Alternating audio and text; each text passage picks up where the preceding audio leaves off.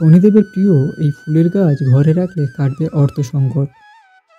সনাতন ধর্মে প্রতিটি দেবদেবীর পুজো উপাচার আলাদা। তাদের পছন্দের প্রসাদের সঙ্গে ফুলও রয়েছে।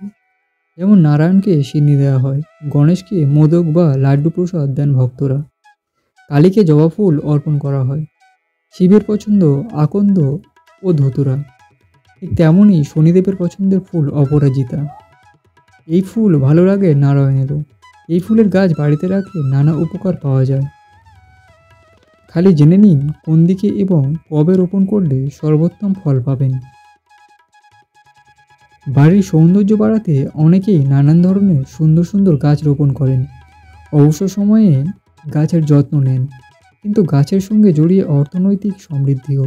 বাস্তুমতে অপরাজিতা ফুলের গাছ বাড়িতে রাখলে দূর হয় আর্থিক বাধা। কোন দিকে লাগাবেন? ঘরে অপরাজিতা গাছ লাগালে ইতিবাচক শক্তি ঢোকে। বাড়ির উত্তর দিকে লাগান, আসবে সুখ সমৃদ্ধি। ভুল করেও দক্ষিণ বা পশ্চিম দিকে রাখবেন না, এতে হিতে বিপরীত হতে পারে। আর্থিক অনটনে জর্জরিত হবেন পরিবারের সদস্যরা। কোন মাসে অপরাজিতা গাছ লাগাবেন?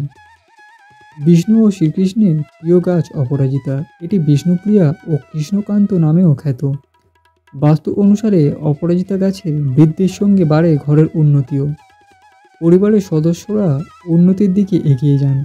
অপরাজিতা গাছ ফেব্রুয়ারি মার্চ মাসে রোপণ করলে শুভ ফল দেয়। অপরাজিতার প্রতিকার। সঞ্চয়ের জন্য। অনেক টাকা রোজগার করেও সঞ্চয় হচ্ছে না, জলের মতো খরচ হয়ে যায়। প্রতি সোমবার 5টি করে অপরাজিতা ফুল নিয়ে প্রবাহিত জলে বা নদীতে ভাসিয়ে দিন। সমস্যার সমাধান তো হবেই, টাকাও থামবে হাতে। চাকরির জন্য। মনের মতো চাকরি পেতে চাইলে অপরাজিতা ফুল কার্যকর।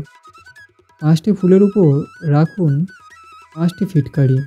পরের দিন পার্শ্বে রাখুন ওই অপরাজিতা ফুলগুলি। চাকরির ইন্টারভিউয়ে যাওয়ার আগেও সঙ্গে নিন।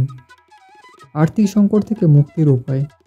আর্থিক সংকট কাটাতে সোম ও শনিবার জলে অপরাজিতা 3টি ফুল ফেলুন। টানা 3 সপ্তাহ এমনটা করতে হবে। আর্থিক সমস্যা থেকে মুক্তি পাবেন। শনিদোষ থেকে মুক্তি।